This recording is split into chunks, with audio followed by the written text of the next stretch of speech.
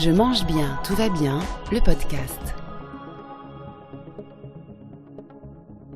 Avant la petite briquette de lait donnée à la récré, les écoliers étaient déjà obligés de boire un verre de lait. L'initiative date des années 50. On la doit à Pierre Mendès France qui voulait pallier les carences de l'après-guerre et développer la filière laitière. Le lait est donc devenu au fil des années un aliment incontournable, notamment pour un de ses composants, le calcium. Mais les études de l'époque n'étaient pas assez complètes selon Cyril Laporte, cancérologue qui s'est spécialisé dans la vision préventive du cancer par l'alimentation. On a décidé dans les années 70-80 qu'il fallait que les os aient un apport de calcium important pour rester calcifiés et qu'on avait fixé ça autour de 1000 mg de calcium par jour. Et donc on a dit, 3 produits laitiers, c'est à peu près cet apport-là. Sauf que pendant toute cette période-là, on a oublié que l'os n'est pas un tissu qui a besoin d'être nourri de calcium, il a aussi besoin de ne pas épuiser son calcium et de ne pas perdre son calcium. Et tout ce qui fait que l'os va perdre son calcium, c'est une alimentation trop riche en produits d'origine animale. Viande, œufs, poissons et produits laitiers.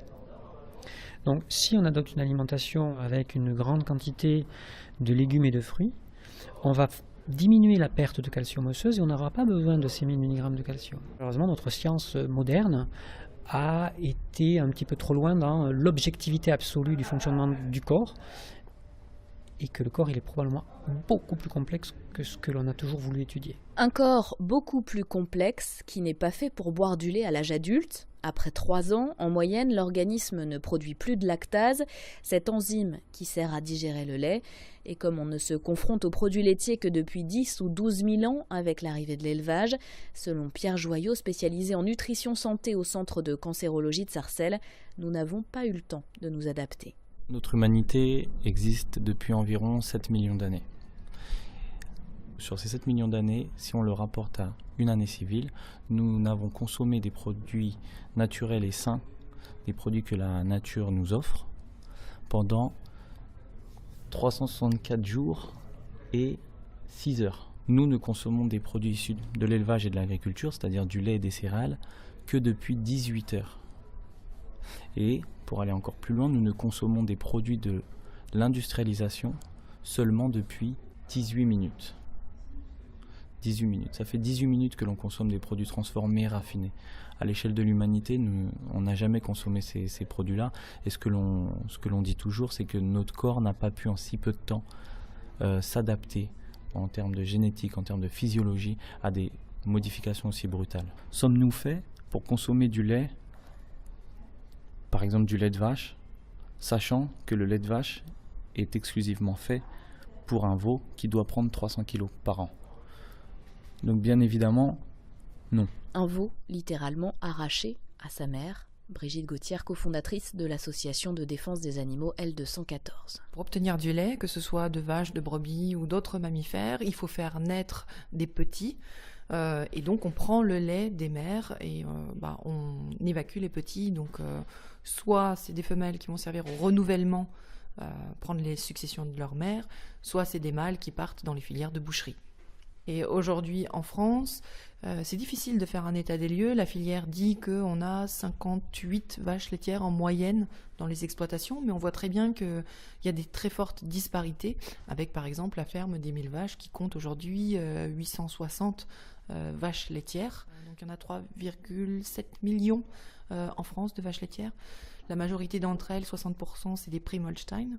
Donc c'est vraiment des vaches laitières qui ont été sélectionnées pour faire du lait en grande quantité.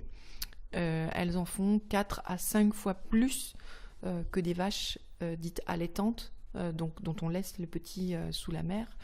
Donc on a vraiment une forte sélection génétique. L'alimentation, ça joue aussi, et c'est des vaches de compétition qui font à peu près entre 8 et 9 000 litres de lait par an. Ce qui est juste énorme, hein. Les vaches allaitantes, elles sont à un peu moins de 2000.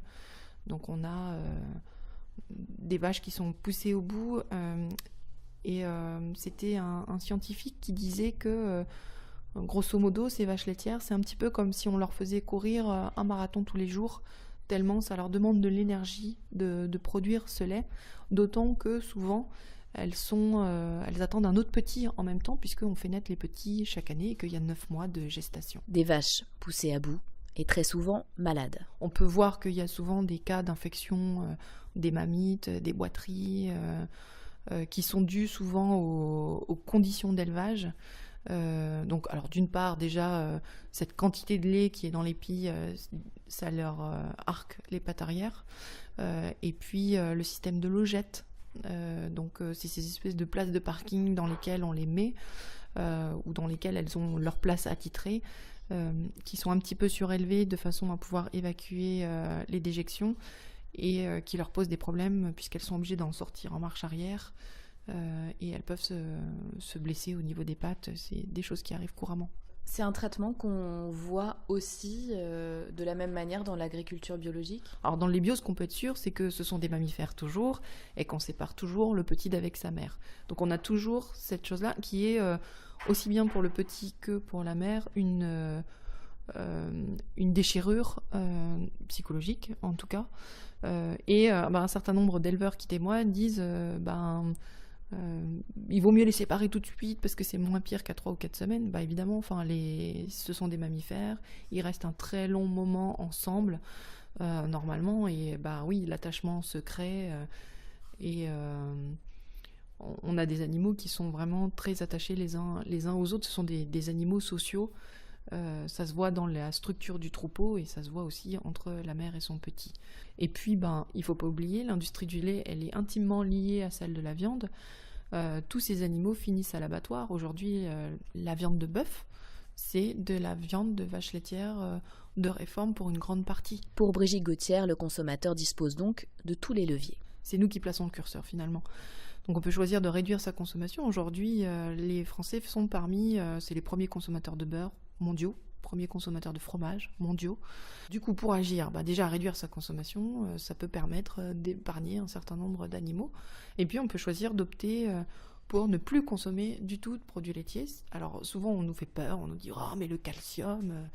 Non, en fait il y a d'autres produits qui peuvent nous apporter du calcium de qualité, notamment tout ce qui est légumes à feuilles vertes, tout ce qui est oléagineux, donc tout ce qui est noisettes, amandes et fruits coquets. Et c'est toutes des choses qu'on ne sait pas. Puis aussi, pour assimiler le calcium, il y a une bonne combinaison avec la vitamine D. La vitamine D, métabolisée grâce au soleil, ou que l'on trouve dans les poissons gras. Et pour le goût ou l'habitude, beaucoup d'alternatives végétales au lait existent. Et si tous les professionnels ne s'accordent pas sur les bienfaits ou les méfaits du lait, tous se retrouvent sur un point: éviter à tout prix les excès, pas plus de 2 produits laitiers par jour.